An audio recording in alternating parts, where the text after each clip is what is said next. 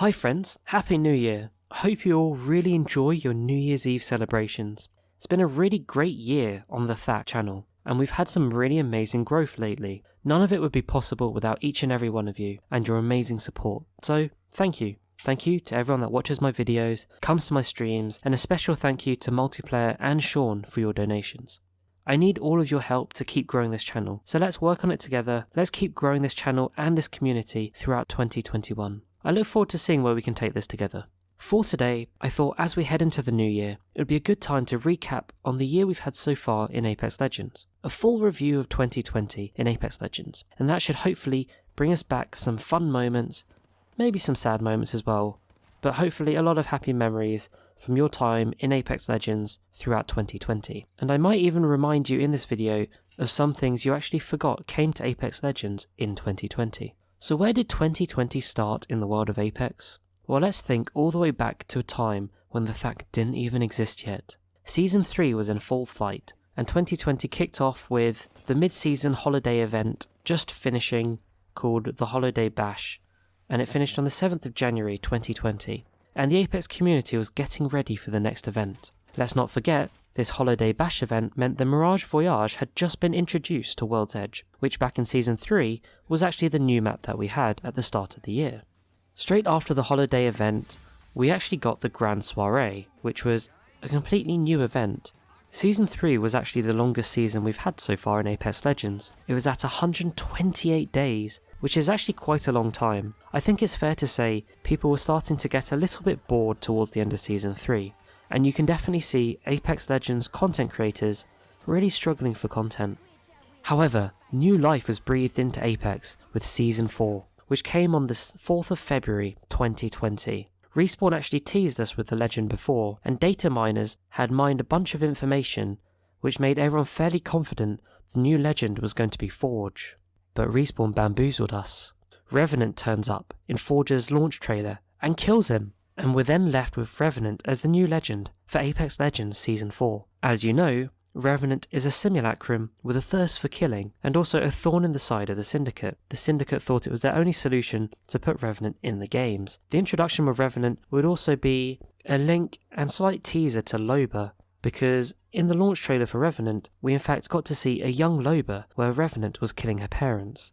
More on this a bit later though, when we talk about Season 5. In Season 4, we also got the Sentinel, a new but slightly underpowered sniper. When it first launched, the Sentinel didn't seem to be any different from the longbow. In fact, the longbow seemed to be better because of the faster fire rate. But certainly later on, Respawn gave a number of buffs to the Sentinel to make it the powerful sniper that it is today. Talking about snipers, we also got sniper ammo back in Season 4. This moved the longbow, the triple take, and the charge rifle into its own ammo category for sniper ammo. Do you remember those good old days before Season 4, when you could actually use energy ammo with a triple take? Well, sadly those days were gone when Season 4 came around. This was also the season where we got the Masters tier introduced into rank, so we had to say goodbye to those permanent dive trails for all of you that made Diamond, and also we saw the Predator rank being only for the top 500 players on each platform in a region. In terms of map changes, we also saw World's Edge devastated by a harvester that appeared in the middle of the map, creating lava faults and changing the environment of World's Edge completely. Season 4 also marked the start of this channel. I released my first ever video. It was a crazy collection of some epic and maybe some funny moments. It was back when I didn't have a mic or an Elgato, and I hadn't started saying hi friends yet. So it was just a crazy collection of my gameplay with some funny moments. It's still on my channel right now if you want to go check it out, but yeah, that marked the start of this channel. When I think back about it now, Season 4 was actually a fairly good season. We had a few events. We even had the minor Valentine's Day event, which didn't bring much, but it did bring a few badges and a duos mode, which we now have as a permanent game mode today. Talking of events, the main event of Season 4 was called System Override, which came on the 3rd of March. I must say, I think System Override was probably one of my favourite events, or at least one of my favourite music packs, and I still listen to it now sometimes. I picked up some really nice skins in this event as well. With this event we also saw Octane's Heirloom arrive, and the Deja Loot game mode was also there for a limited time. Basically it's where the loot spawns in the same place, and the ring would stay the same for a whole day. This game mode was iconic as well because it introduced Evo armor to the game. This was the first time we saw Evo armor, and after this game mode it became available in all game modes. so this was the start of Evo armor. Let's also remember that heirloom shards were introduced in Season 4, meaning that anyone that opened 500 packs would automatically be guaranteed heirloom shards. There was also a very small chance of getting them randomly before 500 packs. I think the chances are something like 0.2% of finding heirloom shards, but you definitely hear stories of people randomly finding heirloom shards, and this all started back in Season 4. In April, less than a month after the end of the System Override event, we had the Old Ways event, which was a Bloodhound themed event, and Bloodhound's trials were added to World's Edge. This was actually a really cool area added to the map, where you could do live trials against prowlers, and by defeating different waves of prowlers, you would unlock special loot in mini vaults. Now this was the first time that I ever did a tutorial on this channel. This was where it started, back in Season 4, with a tutorial on how to defeat the prowlers. Season 4 finished on May the 12th, and Battle Armor was a little event thrown in towards the end. On May the 12th, when Season 4 finished, Season 5 kicked off straight away with a bang. Just before Season 5, towards the end of Season 4, we did have a bunch of teasers released in-game, and they were all teasers linking towards Loba. Loba's a cool, sassy thief with a strong link to Revenant. As I mentioned previously, it turned out Revenant killed Loba's parents, and Loba joined the games on her mission to seek revenge against Revenant. And those teasers actually featured my first ever video to cross 1,000 views. So again, Season 4 presented another landmark for this channel. As we got into Season 5 and we saw Loba be the new legend, we also saw some other things come with Season 5, including some of the biggest changes to a map that we've had on Apex Legends so far. You see, in joining the games, Loba actually destroyed Skulltown and wiped out a quarter of Kings Canyon, and very sadly, Kings Canyon was never the same again. We lost Skulltown, we lost Thunderdome, and in losing them, we lost some of the funnest places in Apex Legends. Some other new things we got in Season 5, we got the Reconnect feature. I actually find this is a slightly underrated but really useful feature that was introduced. Also, quests were introduced back in Season 5. Quests and treasure chests feel like a standard thing that's in the game now for Apex Legends, but back in Season 5, it was very new. And with the collection of treasure packs that you could find in any game mode simply by opening supply bins, you could actually build up enough to be able to go into a quest each week. Back in Season 5, the quests were slightly different, because we actually had a PvE quest mode where you could actually face off against prowlers in the Shadow Realm. And your mission in these quests were to actually collect different pieces of an artifact.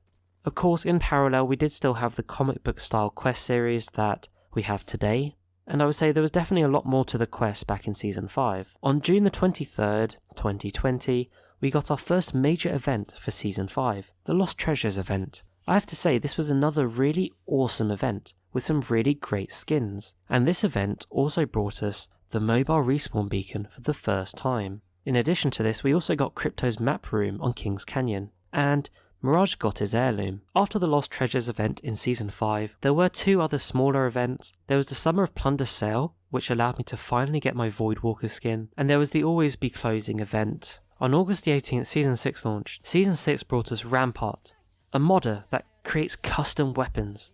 We also got a new weapon, the Volt. It instantly became a fan favourite, and definitely it's one of my go-to guns even today. We also had Evo Shields introduced as the only shields in Apex Legends. This meant all the original shields were taken out of the loot and you just had Evo Shields. I think the idea for this was great, but definitely at the start of Season 6, the execution was really poor because they nerfed the shield's damage, and in doing this, you had a bunch of overpowered weapons that would just melt through shields really quickly. This completely changed the way the game worked, and the community was in uproar. If you remember back to Season 6, how angry everyone was at how quickly you could die. Suddenly, all the skill that you had in the game almost didn't matter. But Respawn, being the great devs that they are, quickly fixed things, and finally, we had a great armor meta to go with great weapons. I still personally feel the red Evo shields are a little overpowered, but to be fair, recently Respawn have fixed that by making red Evo armor a little harder to get. Back in Season 6, we also got some interesting new sights on World's Edge. We got Launch Sight, Countdown, and Staging. Oh yeah, and Hollow Sprays came in Season 6. I know they're kind of pointless, but I still find them quite fun, just to throw them down. It's a good way to make friends.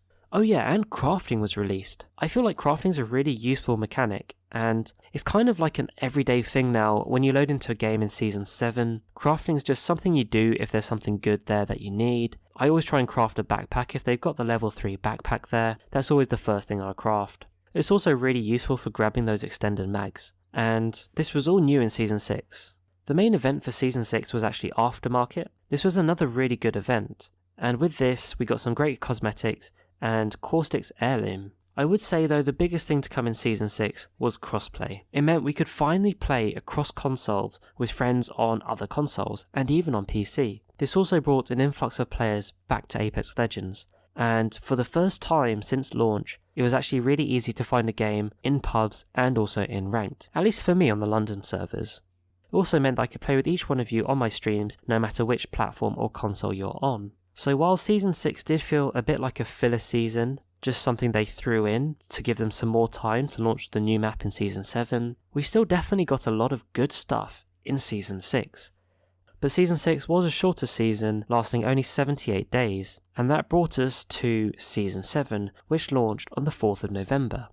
Similar to previous seasons, there were a bunch of teasers before Season 7 launched, and by the time we got to Season 7, we already knew the new legend would be Horizon, who was a scientist and an astronaut with some great gravity-based abilities. Season 7 launched on the 4th of November, and it brought us a new map in the form of Olympus, a crazy and open world map that created a lot of fast gameplay, but also endless third parties. With Season 7 we also got a new Battle Pass system, a star-based system that started off being really hard to level up. But again, Respawn being the great devs that they are, listening to the community, they quickly made changes, and they even gave everyone 10 free Battle Pass levels. I even did a video on how to level up the Battle Pass system quicker, and I share some really useful insights onto how the Battle Pass system works, so do go check that video out if you haven't seen it already. With Season 7 we also got clubs and Steam launching. Steam helped boost PC player numbers for sure, because it opened up to the wide community that Steam has. And with clubs, it brought communities closer together, and I was able to create a community and a club for us to join together on Apex Legends. So far in Season 7, we've had two small events. The Black Friday sales, bringing some amazing deals, and the resurrection of the Holiday Bash, similar to last year, which brought back the Winter Express game mode with a few slight modifications. And that brings us completely up to date with 2020. Right today, we've got the Holiday Bash event, which will be finishing soon. And actually, when we look back at Apex Legends across 2020, I think it's fair to say there's been a lot of good stuff that's come in 2020. I know people are keen for more content more often, and I'm sure Respawn will look towards that. But we can definitely say 2020 has brought a lot of fun times in Apex Legends, and a lot of great content. Hopefully they keep bringing us amazing content in 2021. Keep a lookout for my video on Sunday, where I look forward into 2021 and talk through some of the things that we can expect to come in 2021 in Apex Legends, including some potential Season 8 teasers. I really hope 2021 will be a great year for Apex, and also a great year for this channel. Hopefully we can keep growing this channel together throughout 2021. For now though, thanks for watching, and I'll catch you later. By the way, did you know I stream every Saturday at around 7 PM UK time? Most of these I'll actually be playing with anyone that wants to play with me, so you can actually join in with me and we can play some Apex Legends together. So come join me for my next stream on Saturday. I look forward to seeing you there.